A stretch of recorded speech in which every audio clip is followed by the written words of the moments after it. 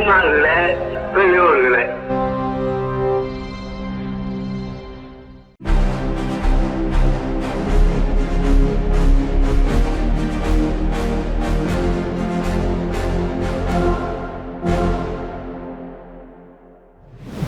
அனைவருக்கும் வணக்கம். இன்றைய விடுதலை பார்வைக்கு அன்போடு வரவேற்கிறோம். சுயமரியாதை, பகுத்தறிவு, சமூக நீதி ஆகிய கருத்துக்களுடன் வெளிவரும் உலகின் ஒரே பகுத்தறிவு நாளேடான விடுதலை இன்று வெளிவந்திருக்கிறது. இன்றைய விடுதலையில் பல்வேறு செய்திகள் இடம் பிடித்திருக்கின்றன. தாழ்த்தப்பட்ட பழங்குடியின பிற்படுத்தப்பட்ட மாணவர்களின் நலனை பாதுகாக்கும் வகையில் யுஜிசியின் புதிய விதிமுறைகளுக்கு உச்சநீதிமன்றம் தடையா? ஜாதியை ஒழித்து சட்டம் இயற்ற உச்சநீதிமன்றம் ஆணையிடுமா? புதிய ஜாதி ஒழிப்பு வீரர்களின் இரட்டை வேடம் கலைக்கப்படுமா என்று திராவிடர் கழக தலைவர் ஆசிரியர் கி. வீரமணி அவர்கள் அறிக்கை விடுத்திருக்கிறார். சில தினங்களுக்கு முன்பாக யுஜிசியில் கல்லூரிகளில் ஜாதி பாகுபாடுகள் காட்டுவதை நிறுத்துவதற்கு ஒடுக்கப்படும் வகையில் ஒரு புதிய அறிவிப்பினை வெளியிட்டிருந்தது. அதனை வடமாநிலங்களில் முழுவதும் உள்ள உயர்ஜாதி பிரிவினர்களான பார்ப்பனர்கள் உட்பட பல்வேறு ஜாதிக்காரர்கள் இதனை எதிர்த்து கடுமையாக போராட்டங்களை தொடர்ந்ததன் விளைவாக உச்சநீதிமன்றம் அந்த அறிவிப்பிற்கு தடை விதித்திருக்கிறது. உயர்கல்வி நிறுவனங்களில் ஜாதி பாகுபாடு காரணமாக ஒடுக்கப்பட்ட மாணவர்களை மனரீதியாகவும் ஜாதி ரீதியாகவும் மேலும் வேற்றுமைப்படுத்தி அவர்களது நியாயமான கல்வி உரிமைகளை பறிப்பதும், அதனால் மனமுடைந்த அத்தகைய மாணவர்கள் மன அழுத்தத்துக்கு ஆளாகி தாழ்வு மனப்பான்மைக்கு ஆளாகி மற்றவர்களைப் போல தாங்களும் இல்லையே என ஏக்கமுற்று படிக்க வாய்ப்புகளை பாதியிலே கல்வி நிலையங்களை விட்டு வெளியேறுவதையும் தற்கொலைகளில் ஈடுபடுவதையும் தடுக்க இடஒதுக்கீட்டு முறைகளை சரியாக பின்பற்றும் அத்தகைய மாணவர்களுக்கு ஜாதி ரீதியாக பாகுபாடு காட்டப்படுவதை தடுத்து நிறுத்தவும் பல்கலைக்கழக மானிய குழு அண்மையில் கொண்டு வந்துள்ள இந்த விதிமுறையைத்தான் அவர்கள் எதிர்த்து உயர்ஜாதி பார்ப்பனர்கள் போராடி இருக்கிறார்கள். அதன் விளைவாகத்தான் இந்த தடை விதிக்கப்பட்டிருக்கிறது. மக்களில் பெரும்பான்மையானோர் எஸ்சி, எஸ்டி, ஓபிசி பிரிவினர் சமூக நீதியால் கடந்த சில ஆண்டுகளாய் கல்வியில் இடஒதுக்கீடு பெற்று வருவதற்கு மிகவும் எரிச்சல் அடைந்து அரசியலமைப்பு சட்டம் 15(4) பிரிவின் அடிப்படையில் தத்துவத்தின் வேரையே வெட்டுவது போல பொருளாதார அளவுகளை, அதுவும் உயர்ஜாதி ஏழைகள் என்ற ஒரு விசித்திர புது பிரிவை ஏற்படுத்தி ஏற்கனவே மண்டல் பரிந்துரைத்ததன் மூலம் போராடி பெற்ற வாய்ப்புகளை வெகுவாக குறைத்தனர். ஒரே வாரத்தில் போதிய விவாதமோ ஆய்வோ புள்ளி விவர ஆதாரங்களோ இன்றி 50% மேல் இடஒதுக்கீடு கூடாது என்று கூறிய பார்ப்பன மேல்ஜாதியினர் தங்களுக்கு 10% எண்ணிக்கைக்கு மேல் கிடைக்கிறது என்றவுடன் 50% உச்சவரம்பு, உச்சநீதிமன்ற தீர்ப்பு என்னாயிற்று என்றெல்லாம் பேசுவதே கிடையாது. இந்த நிலையில்தான் இப்போது உச்சநீதிமன்றத்தில் நடைபெற்று வருகின்ற வழக்கு உயர்ஜாதியினரின் ஆதிக்க மனப்பான்மையின் வெளிப்பாடே தவிர வேறில்லை என்றுதான் ஆசிரியர் அவர்கள் சுட்டி காட்டியிருக்கிறார். இதைத்தான் சமூக நீதி மண்ணான தமிழ்நாட்டில் நடைபெறும் ஒப்பற்ற திராவிட மாடல் ஆட்சியின் முதலமைச்சர் மு.க. ஸ்டாலின் அவர்கள் இது குறித்து தனது வலைதளத்தில் சரியான கருத்துக்களை வலியுறுத்தி இருப்பதும் வரவேற்கத்தக்கது என்று ஆசிரியர் அவர்கள் எடுத்து சுட்டிக்காட்டி இருக்கிறார். அரசியலமைப்பு சட்டத்தின் 17வது பிரிவில் உள்ள தீண்டாமை ஒழிக்கப்பட்டு விட்டது என்பதை மாற்றி ஜாதி ஒழிக்கப்பட்டு விட்டது, அதை எந்த ரூபத்தில் கடைபிடித்தாலும் அது தண்டனைக்குரிய குற்றம் என்று அரசியலமைப்பு சட்டத்தை திருத்த இந்த திடீர் ஜாதி ஒழிப்பு வீராதி வீரர்கள் வற்புறுத்த முன்வருவார்களா? அத்தகைய ஒரு தீர்ப்புக்கு ஒன்றிய அரசுக்கு மதியுரை கூறலாம். முன்வருமா உச்சநீதிமன்றம்? முன்வருவார்களா இவ்வழக்கின் வழக்காடிகள்? பதிலை எதிர்பார்க்கிறோம். ஆதிக்கவாதிகளின் இரட்டை வேடம் கலைக்கப்பட்டே ஆக வேண்டும்.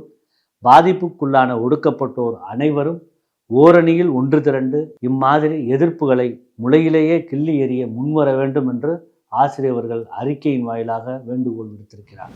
மனித நேயத்தையும் சமூக நல்லுறவையும் விரும்பியவர். இது வெறும் நினைவு நாள் மட்டுமல்ல, மதவெறிக்கு அவர் பலியான நாள்.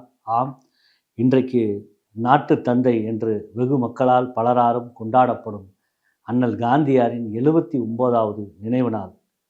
மதவெறி காரணமாக காந்தியாரின் உயிரை குடிக்க உயர்ஜாதியினரான கோட்சேவுக்கு பயிற்சி அளித்த அதே ஆர்எஸ்எஸ் இன்றும் அது பல்வகை தந்திர ஆரிய சூழ்ச்சி வியூகங்களால் பன்மதங்கள், பல மொழிகள், பல நாகரிக கலாச்சாரங்களை கொண்ட இந்தியாவை ஒழித்து ஒரே மதம் அது இந்து மதம், ஒரே மொழி அது சமஸ்கிருதம், ஒரே கலாச்சாரம் ஆரிய சமஸ்கிருத கலாச்சாரம் என்று மாற்றிட அனைத்து முயற்சிகளையும் சட்டப்பூர்வமாகவும் சட்டங்களுக்கு அப்பாற்பட்டும் வெகு மும்மரமாக ஜனநாயகத்திற்கு விடை கொடுத்து ஒற்றை அதிபர் ஆட்சி மூலம் தங்களது மதவெறி அரசியல் வலயத்திற்குள் இந்திய நாட்டையே கொண்டு வர துடித்து வேக வேகமாக செயல்படும் போக்கு யதார்த்தமாக தெரிகிறது.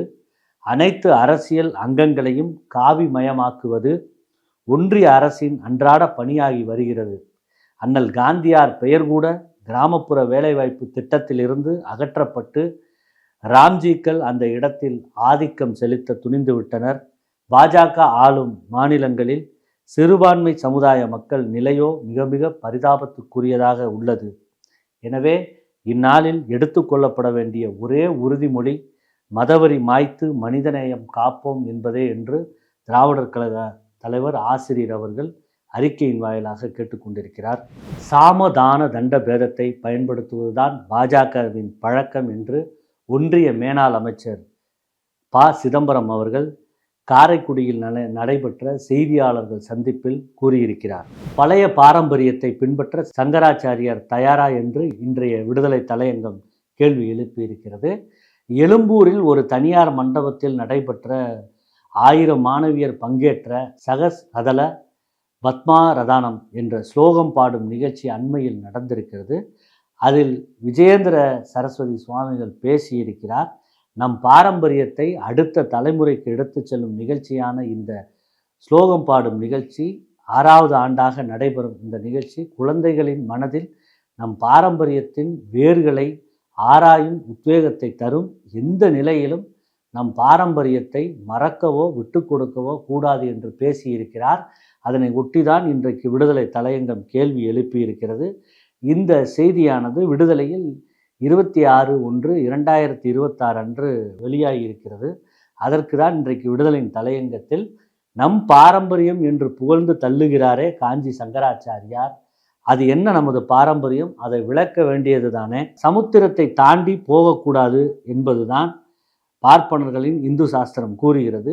இந்த அறிவுரையை பார்ப்பனர்களிடத்தில் சொல்லுவாரா விஜயேந்திர சரஸ்வதி காரு என்று கேள்வி எழுப்பியிருக்கிறது.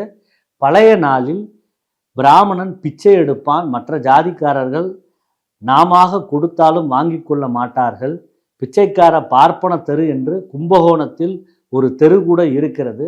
பிராமண சந்நியாசிகள் அன்ன பிச்சை வாங்குவார்கள், பிராமணர்கள் சந்தி விருத்தி செய்வார்கள், மற்ற ஜாதிக்காரர்கள் பிச்சை வாங்குவதில்லை. ஏதாவது வேலை செய்துவிட்டு அதை கூலியாக பெற்றுக்கொள்கிறேன் என்பார்கள். இப்போது இவன் செய்கிற காரியம் நல்லதோ கெட்டதோ அப்படியே மற்றவர்களும் செய்ய ஆரம்பித்து விட்டார்கள் என்று காஞ்சி மூத்த சங்கராச்சாரியார் என்று கூறப்பட்ட சந்திரசேகரேந்திர சரஸ்வதி கூறியுள்ளார். இதனை மூத்த சங்கராச்சாரியன் இந்த உபதேசப்படி பார்ப்பனர்கள் பிச்சை எடுத்து வாழ வேண்டும் என்று கூறுவாரா விஜயேந்திரர் என்று விடுதலை தலையங்கம் கேள்வி எழுப்பியிருக்கிறது. தமிழ்நாட்டில் வாக்காளர் பட்டியல் சிறப்பு தீவிர திருத்த பணியில் முரண்பாடுகள் கண்டறியப்பட்ட வாக்காளர்களின் பெயர்களை வெளியிட தேர்தல் ஆணையத்திற்கு உச்சநீதிமன்றம் உத்தரவு பிறப்பித்துள்ளது. சர்க்கரை நோயை கண்டறிய இனி ஊசி செலுத்தி இரத்தம் எடுக்க தேவையில்லை. கண்ணின் விழித்திரையை ஒளிப்படம் எடுப்பதன் மூலமே பாதிப்பை கண்டறியலாம் என்ற புரட்சிகரமான புதிய நுட்பத்தை மருத்துவ ஆராய்ச்சியாளர்கள் கண்டறிந்துள்ளனர். இந்திய பன்னாட்டு கல்வி மாநாட்டில் பங்கேற்ற முதலமைச்சர் மு.க.ஸ்டாலின் அவர்கள் திருவள்ளூர் மாவட்டம் ஊத்துக்கோட்டை அருகே 872 ஏக்கர் பரப்பளவில் அமைய உள்ள தமிழ்நாடு அறிவுசார் நகரத்திற்கு அடிக்கல் நாட்டியுள்ளார். பாஜக ஆட்சிக்கு வந்ததில் இருந்தே இந்திய உயர்கல்வி நிறுவனங்களுக்குள் மாணவர் தற்கொலைகள் அதிகரித்துள்ளன என்று முதலமைச்சர் மு.க.ஸ்டாலின் அவர்கள் குற்றம் சாட்டியிருக்கிறார். மேலும் இதுபோன்ற செய்திகளை பார்த்திடவும் திராவிடர் கழக தலைவர் ஆசிரியர் அவர்களின் பொதுக்கூட்ட உரைகள், பேட்டிகள், குழந்தைகளுக்கான காணொளிகள், பகுத்தறிவு திரைப்படம், ஆவணப்படம், குறும்படம் போன்றவற்றை பார்த்திட பெரியா விஷன் OTT செயலியை தரவிறக்கம் செய்து சப்ஸ்கிரைப் செய்யுமாறு கேட்டுக்கொள்கிறோம். நன்றி, வணக்கம்.